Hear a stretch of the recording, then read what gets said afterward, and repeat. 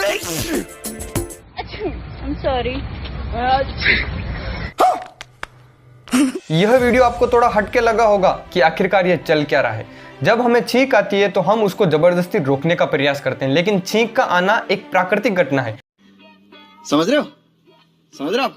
जब कोई बाहरी तत्व हमारे शरीर में प्रवेश करता है तो हमें छींक आ जाती है, लेकिन भारत में मांगलिक कार्यों के ऊपर छींक आना हमेशा अशुभ माना जाता है।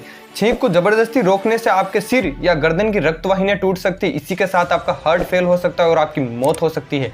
क्या आपने कभी जबरदस्ती से छींक को रोकने का प्रयास किया है? तो कमेंट सेक्शन में लिखकर जरूर बताना। और इसी के साथ आपको यह अमेजिंग फैक्ट अच्छा लगा हो तो हमारे चैनल को सब्सक्राइब करना ना भूलें।